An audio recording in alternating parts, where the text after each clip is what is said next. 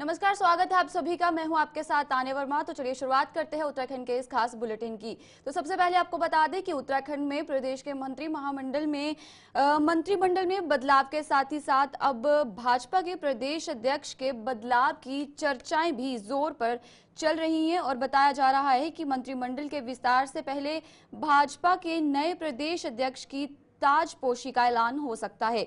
मुख्यमंत्री पुष्कर सिंह धामी के दिल्ली में होने के बाद सियासी हलकों में बताया जा रहा है कि कैबिनेट में फेरबदल की संभावना को लेकर चर्चाओं का बाजार गर्म है। सूत्रों के हवाले से ये भी खबर आई है कि ये दोनों शुभ कार्य नवरात्रि में हो सकते हैं। तो बता दें आपको ग्राफिक्स के माध्यम से पूरी जानकारी देंगे। प्रदेश अध्यक्ष की दौड़ में किसका नाम सबसे आगे है। महेंद्र भट्ट को दोबारा अध्यक्ष बनाए जाने की चर्चाएं भी खासी गर्म हैं। भाजपा के प्रदेश महामंत्री आदित्य कोठारी का नाम भी चर्चा का विषय बना हुआ है। पार्टी दलित चेहरे का प्रयोग करेगी तो पूर्व कैबिनेट मंत्री खजान दास दावेदार हैं।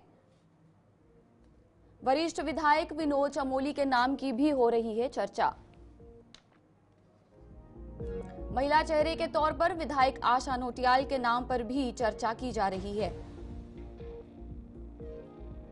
महिला मोर्चा की राष्ट्रीय महामंत्री दीप्ति रावत भारद्वाज भी इस रेस में शामिल है। बताया जा रहा है कि महिला मोर्चा की राष्ट्रीय महामंत्री दीप्ति रावत भारद्वाज भी हैं और महेंद्र भट्ट को दोबारा अध्यक्ष बनाए जाने की चर्चाएं भी खासी गर्म है।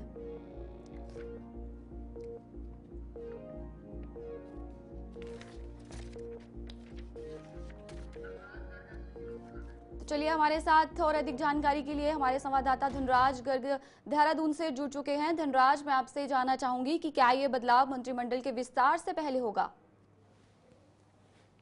जिस वजह से देखा जाए कि जो मंत्रिमंडल का विस्तार है उसको लेकर जहां चर्चाएं तेज है, तो वहीं बीजेपी के अंदर कहीं ना कहीं प्रदेश अध्यक्ष को लेकर भी चर्चाएं तेज हो चुकी है। क्योंकि आप देखिएगा कि अभी हाल ही में जो कैबिनेट मंत्री थे प्रेमचंद अग्रवाल, उन्होंने इस्तीफा दिया है और उनके इस्तीफे के बाद कहीं ना कहीं जो चर्चाएं हैं मंत्रिमंडल विस्तार की, वो कहीं ना कहीं तेज होती हुई नजर आ रही है। और वहीं देखिएगा कि प्रदेश अध्यक्ष का कार्यकाल पूरा हो रहा है महेंद्र भट्ट का, इसलिए कहीं ना कहीं उनको भी बदला जाना है। लेकिन अब देखने वाली बात होगी कि उनको रिपीट किया जाता है या फिर अन्य किसी की ताजपोशी होती है। क्योंकि आप देखिए दावेदारों की जो लिस्ट है वो भले ही लंबी हो, लेकिन अब केंद्र को तय करना है कि आखिर किसको प्रदेश अध्यक्ष वो बनाएंगे। क्योंकि आप देखिएगा कि महेंद्र भट्ट भी कहीं ना कहीं विवादों में घिरते हुए नजर आए थे, क्योंकि उनके तरफ से एक बयान दिया गया था जिसमें उन्होंने सड़क छाप कहीं ना कहीं आंदोलनकारियों को बताया था, और जिसके बाद से कहीं ना कहीं वो विवादों में घिरते हुए नजर आ रहे हैं। लेकिन अब देखने वाली बात होगी कि केंद्र उनको ही दोबारा प्रदेश अध्यक्ष बनाता है या फिर अन्य किसी को प्रदेश अध्यक्ष बनाता है। क्योंकि दावेदारों की यदि मैं बात करूं तो जो चेहरे हैं वो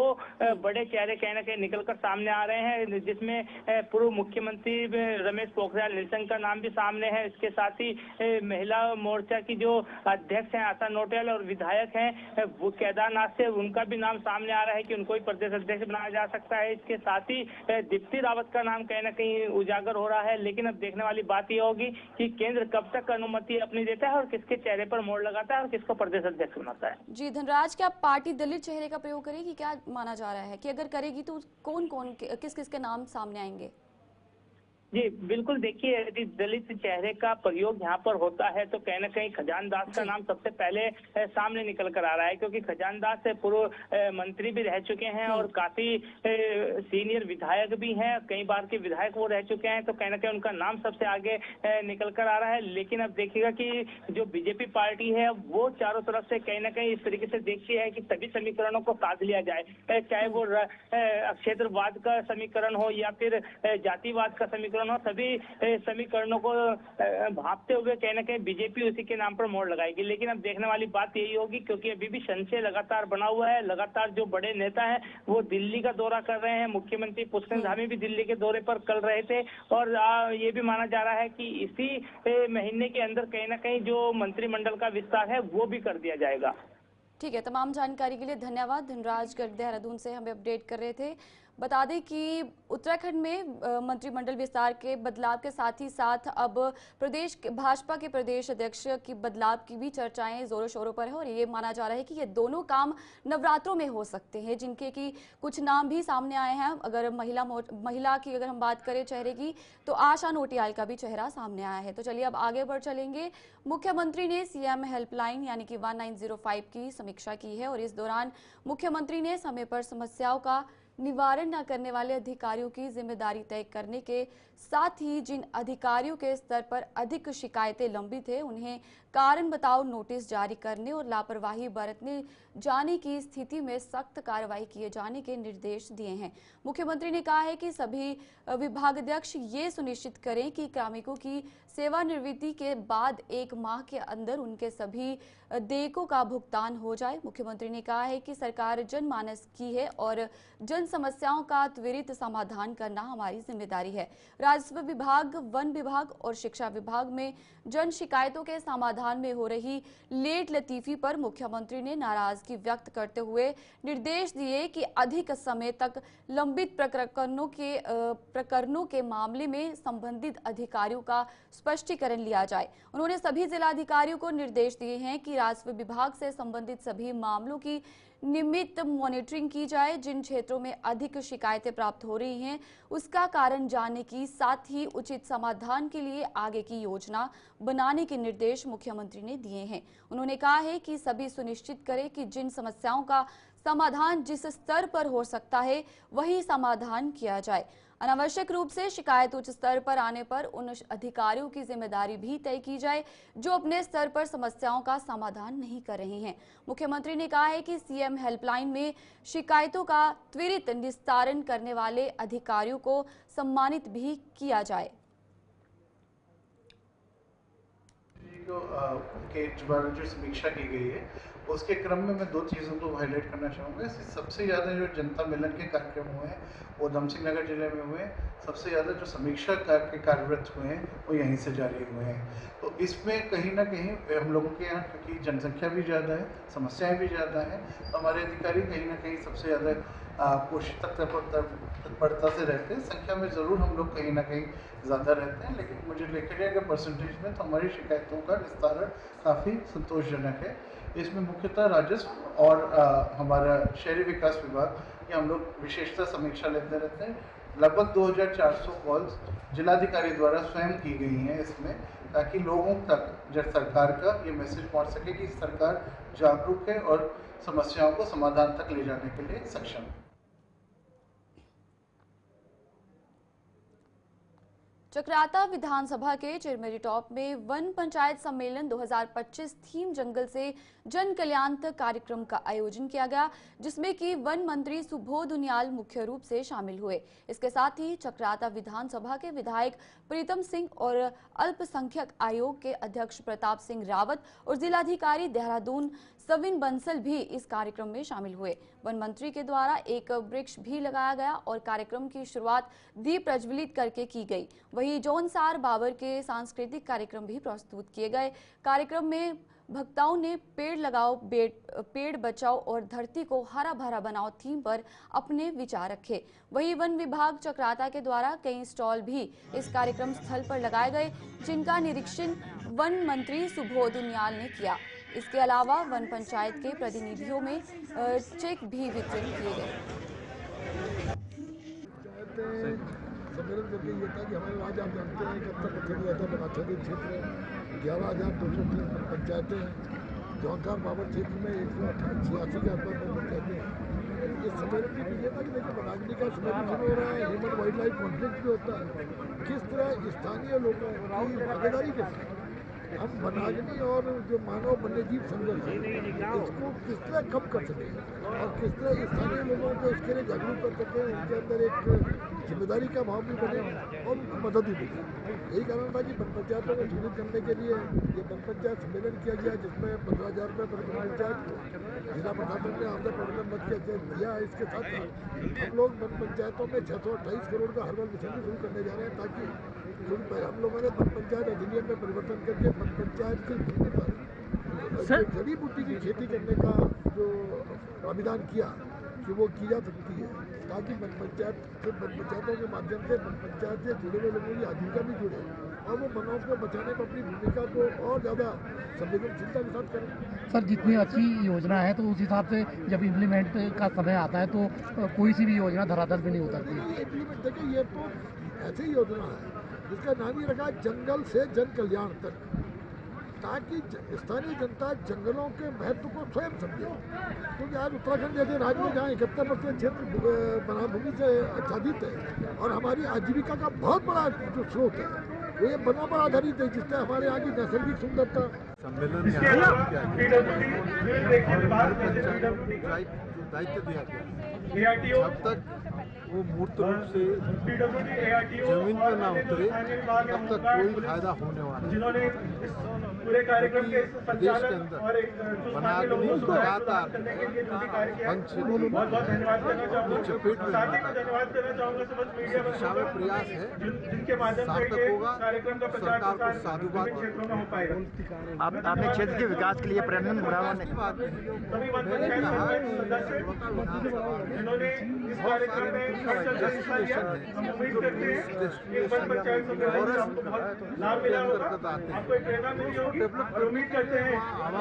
डेस्टिनेशन वहाँ पर जो पर्यटकों के लिए आवश्यक संसाधन है उसको जुटाने की आवश्यकता है, करने का काम वन विभाग करे। अब आप मोइला टॉप का मैं जिक्र करना चाहता हूँ। मोइला टॉप जाने पर जो है एक यात्री से 50 रुपये लिया जाता है। कोई सुविधा वहाँ पर है नहीं, ना वहाँ शौचालय है, ना कुछ, ना पेयजल की कोई व्यवस्था है। कुंवर प्रणब सिंह चैंपियंस को जमानत मिल गई है और जमानत के बाद कुंवर प्रणब सिंह चैंपियन को जेल प्रशासन ने हरिद्वार के जिला अस्पताल में पहुंचकर रिहा कर दिया है, जिसके बाद उनके समर्थकों में काफी उत्साह देखने को मिला। इस दौरान चैंपियन ने कहा कि मुझे भारतीय न्यायपालिका पर संपूर्ण विश्वास था और वहीं सच साबित हुआ। आज सत्य की जीत हुई है। आपको बता दें कि 26 जनवरी को चैंपियन और उनके समर्थकों ने खानपुर विधायक उमेश कुमार के रुड़की स्थित ऑफिस पर फायरिंग की थी, जिसके बाद 27 जनवरी को चैंपियन की गिरफ्तारी कर उन्हें रोशनाबाद जेल भेज दिया गया था और 20 दिन जेल में रहने के बाद चैंपियन की तबीयत खराब हो गई थी और उन्हें जिला अस्पताल में भर्ती करा दिया गया था, जिन्हें अब रिहा कर दिया गया है। देखिए, आज रिहाई हुई है, बहुत खुशी का माहौल है, बहुत जश्न का माहौल है, क्योंकि लगभग 52 दिनों के बाद कोई व्यक्ति अगर बंधक हो, एक राजा, एक शेर अगर उसे पिंजरे में कैद कर लिया जाए तो आप समझ सकते हैं कि क्या प्रक्रिया रहेगी। अब एक शेर आजाद हुआ है। अब न्याय जो जमानत मिली है उसकी शर्तों के अनुरूप अपना स्वच्छ आचरण करते हुए अपना जो है अपने आगे ट्रायल को फेस करेंगे। यहाँ से कहाँ गए हैं? अभी तो देहरादून का है इनका, जो अब तक सुनने में आया कि देहरादून अपने निवास पर गए हैं। क्या रेफर करवाया गया यहाँ से? हॉस्पिटल ने डिस्चार्ज प्लस रेफर किया है और उसी के हिसाब से अपना जहाँ इलाज कराना चाहेंगे वहाँ कराएंगे। स्वास्थ्य की क्या स्थिति है? स्वास्थ्य जैसा अभी डॉक्टर साहब ने परीक्षण किया रिलीज करने से पहले तो बीपी हाई था, बाकी नॉर्मल है। बाकी देखिए बाकी प्रक्रियाएं तो अभी चेक नहीं हुई, क्योंकि भीड़ इतनी हो चुकी है और रिलीज भी हो गए हैं, तो अब यहाँ इलाज कराना तो इन्होंने उचित नहीं समझा, तो आगे अन्य अस्पताल में ही पता लगेगा आगे क्या रहा। शर्तें भी रखी हुई हैं? हाँ, जमानत की शर्तें हैं, गवाहों को जो है किसी तरीके से संपर्क नहीं करेंगे और नियमित जो है ट्रायल में उपस्थित होंगे और कोई शांति भंग का कोई ऐसा जनसभा में उपस्थित नहीं होंगे, यही है। सरकार के आदेशों के बाद प्रदेश भर में अवैध मदरसों के खिलाफ कार्रवाई की जा रही है। जनपद उधम सिंह नगर की बात करें तो जगह जगह अवैध मदरसों के खिलाफ कार्रवाई देखने को मिल रही है। जनपद के सितारगंज, काशीपुर और जसपुर खुर्द में 1 दर्जन से अधिक पंजीकृत मदरसों को सीज किया गया है, तो जनपद के जसपुर क्षेत्र में कल भी मदरसों पर कार्रवाई जारी रही। इस दौरान शांति व्यवस्था बनाए रखने के लिए भारी मात्रा में पुलिस के जवान मौजूद रहे। जसपुर में अभी तक कई मदरसों का प्रशासन द्वारा निरीक्षण किया गया, जिनके पास कोई दस्तावेज या मदरसा बोर्ड में रजिस्ट्रेशन नहीं मिले, उनके खिलाफ सीज करने की कार्रवाई की जा रही है। जिलाधिकारी उधम सिंह नगर नितिन भदौरिया ने बताया कि उधम सिंह नगर में जितने भी मदरसे हैं सबसे पहले उनका चिन्हीकरण किया गया है और जिसमें सबसे पहले खटीमा में कार्रवाई की गई और उसके बाद सितारगंज में कार्रवाई की गई। अब तहसील काशीपुर और जसपुर में कार्रवाई चल रही है। उन्होंने कहा कि अभी तक 30 से ज्यादा मदरसों को सीज किया जा चुका है और आगे भी कार्रवाई जारी रहेगी। जितने भी हमारे मदरसे सर्वप्रथम हम लोगों ने चिन्हीकरण किया गया। इन चिन्हीकरण के अंतर्गत सबसे पहले तहसील खटीमा में कार्रवाई संपादित की गई। उसके बाद तहसील सितारगंज, तहसील आज यहाँ पे हमारा काशीपुर में कार्रवाई चल रही है। तो एक एक तहसील को उसमें लिया जा रहा है और सभी मदरसों में, क्योंकि हमको कुछ फोर्स की भी आवश्यकता होती है जब हम लोग करते हैं, पूरी टीम जाकर इसको देखती है, जिसमें समाज कल्याण अधिकारी और माइनॉरिटी वेलफेयर ऑफिसर भी मौजूद रहते हैं। तो इसमें हमारे 2 फेज में पूरी कार्रवाई संपादित की जा रही है। जिन भी मदरसों को अवैध संचालन पाए जा रहे हैं वहाँ पे सील लगाई जा रही है और सभी को नोटिस ऑलरेडी जारी किए जा चुके हैं। अब तक हमारे संख्या लगभग हमारे 50 के आसपास हमारे मदरसों की वो हो चुकी है। लगभग हमारे 30 के आसपास लगभग सील हो चुके हैं। इसमें संख्या वेरी करती है क्योंकि हमारी डेली रिपोर्टिंग रोज आती है और जो आज के एंड की जो डे की रिपोर्टिंग आएगी उसी के क्रम में हम लोग अपने पूरी एग्जैक्ट संख्या दे पाएंगे। ऋषिकेश भानियावाला फॉरलेन प्रोजेक्ट में 3000 से ज्यादा पेड़ काटे जाना प्रस्तावित हैं, जिसे की लेकर सामाजिक संगठन लगातार आक्रामक नजर आ रहे हैं। इस मामले पर कांग्रेस प्रदेश अध्यक्ष करण माहरा ने कहा है कि बहुत सारे ऐसे प्रावरणविद हैं जो कि कांग्रेस की सरकार के समय खूब प्रदर्शन करते थे और जनहित के कामों को रोकते थे और बता दें कि आज वे प्रदर्शन करते नजर नहीं आते। उनके प्रदर्शन सिर्फ सरकार के हिसाब से चलते हैं। फॉरलेन प्रोजेक्ट को लेकर करण माहरा का कहना है कि सरकार को इसका विकल्प देखना चाहिए और इतनी बड़ी संख्या में पेड़ काटना पर्यावरण के लिए बेहतर नहीं कहा जा सकता है। इसका क्या विकल्प हो सकता है, इस पर विशेषज्ञों से राय लेनी चाहिए। देखिए, एक तरफ ऐसे लोग जो वृक्ष मित्र बनते हैं या पर्यावरण मित्र बनते हैं, बड़े बड़े साधु महात्मा के भेष में हैं, उनका इस पर चुप्पी साधना मेरे लिए आश्चर्यजनक है। वो लाल पटकाबाद के सिर में जो बहुत बड़े पर्यावरणविद हैं, वो पता नहीं कहाँ गायब। उनका कोई स्टेटमेंट में, जब से बीजेपी गवर्नमेंट है, कोई स्टेटमेंट ही नहीं देखता। कोई गलत चीज़ का विरोध करते हुए उनको नहीं देख रहा है। यहाँ काफ़ी ज़मीन है, मेरे को पता चला। तो ऐसे लोगों को एक्सपोज हम करेंगे, क्योंकि ये मतलब सरकारों को देख के जो विरोध करते हैं या सरकारों को देख के जो समर्थन करते हैं, ऐसे लोगों को एक्सपोज करना भी आपका और मेरा दोनों का धर्म है। रही बात इसकी, आप वैकल्पिक भी कर सकते थे, जरूरी थोड़ा है। कई राष्ट्रों में, कई हमारे ही राज्यों में ऐसा हुआ है कि जो पुरानी सड़कें थी उनको वैकल्पिक मार्ग के रूप में रहने दिया गया यथावत, और जो दूसरे विकल्प हो सकते हैं जहां वृक्षों का पातन करना आवश्यक नहीं है, वो तरीका अपनाया जाना चाहिए, जिससे वृक्ष भी बन जाए और विकास भी हो। ये किया जा सकता था, उस पर सोचना चाहिए सरकार। कांग्रेस के मुख्य प्रवक्ता गरिमा दौसानी ने राज्य सरकार के 3 साल पूर्ण होने पर सरकार के विकास कार्यों पर निशाना साधा है। कांग्रेस प्रवक्ता ने कहा है कि 3 सालों में भाजपा की सरकार सिर्फ एम फैक्टर यानी मस्जिद, मदरसा, बाजार पर ही फोकस करती आई है।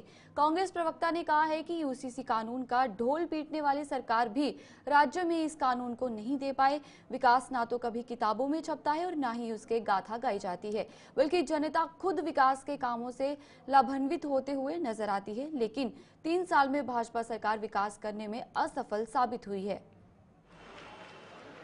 देखिए, विकास कभी गिनाया या बताया नहीं जाता, ना विकास पुस्तिकाओं में छापा जाता है। विकास तो स्वतः दिख जाता है और विकास आपने किया नहीं। सरकारें चुनी जाती हैं सड़क, स्वास्थ्य, शिक्षा, रोजगार के लिए, वहां आपने कोई आयाम स्थापित नहीं किए। आप बात कर रहे हैं कि आप यूसीसी लाए, तो यूसीसी की तो कभी मांग रही नहीं। यूसीसी के लिए कोई उत्साह पहाड़ वासियों में देखने को नहीं मिल रहा, उत्तराखंड वासियों में देखने को नहीं मिल रहा है। ऐसा लचर यूसीसी कि एक तरफ तो लव जिहाद की बात करोगे, एक तरफ वैलेंटाइन डे नहीं मनाने दोगे, दूसरी तरफ लिव इन को लेकर आपने वैधता और मान्यता दे दी लिव इन रिलेशनशिप को, और कहीं ना कहीं पहाड़ में भारी विरोध इस यूसीसी का हो रहा है।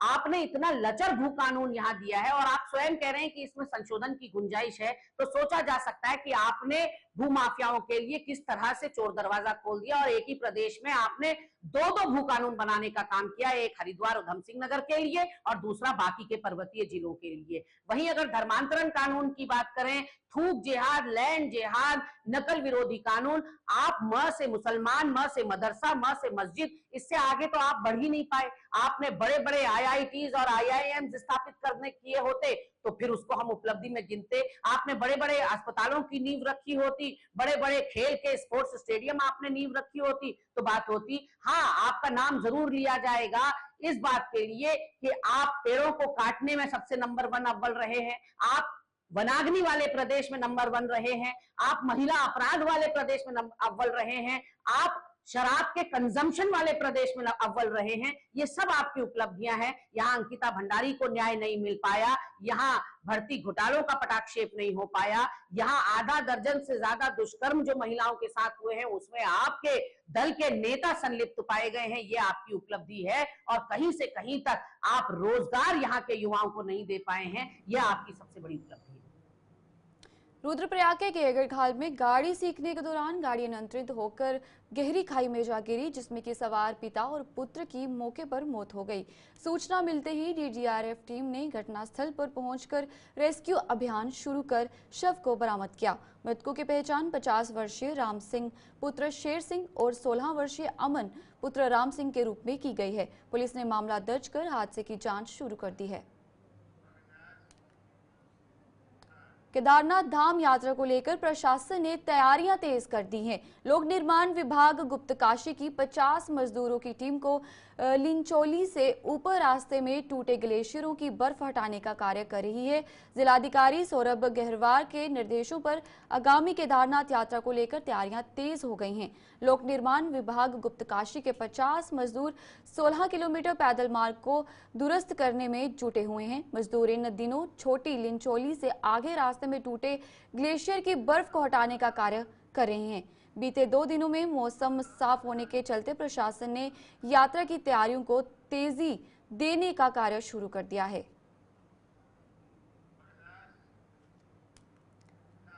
उत्तराखंड की जल, जंगल और जमीन को बचाने के लिए सशक्त भू कानून और मूल निवास को लागू किया जाना जरूरी है और आज प्रदेश के भीतर अराजकता का माहौल पैदा हो गया है। छोटे से लेकर बड़े कार्यों में बाहरी कंपनियों को काम मिल रहा है, जबकि स्थानीय लोगों को रोजगार से वंचित किया जा रहा है।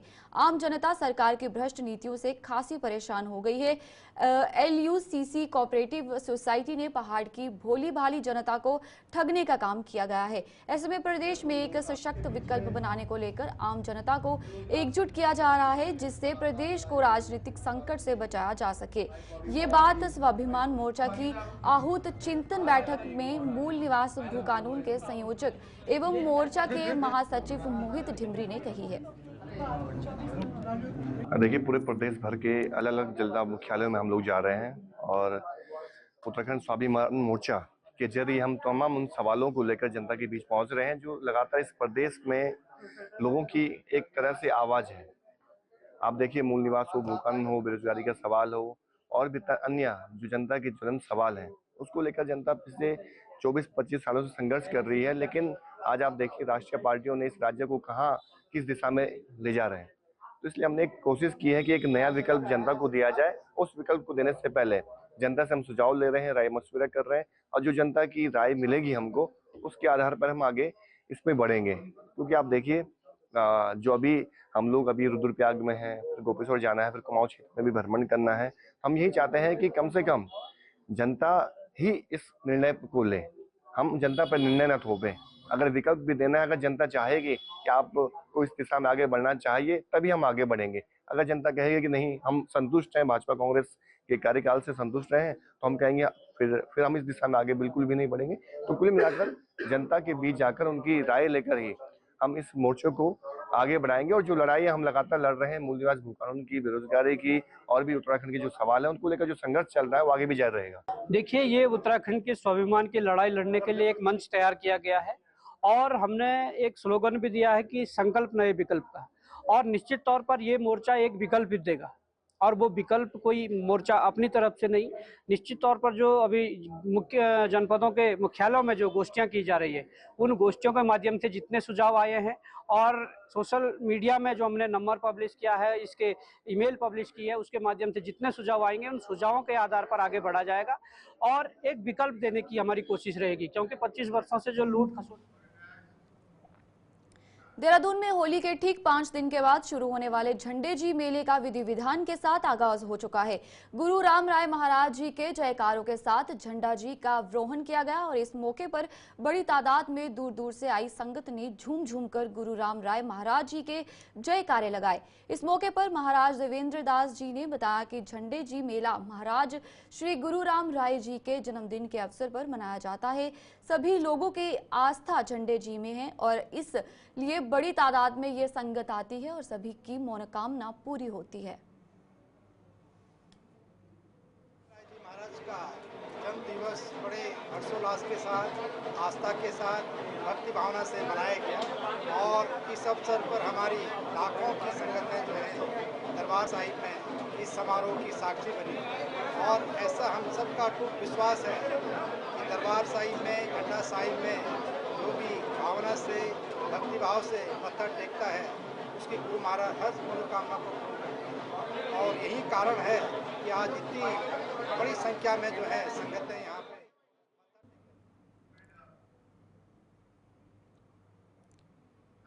चलिए, उत्तराखंड के इस खास बुलेटिन में फिलहाल इतना ही। मुझे दीजिए इजाजत। नमस्कार।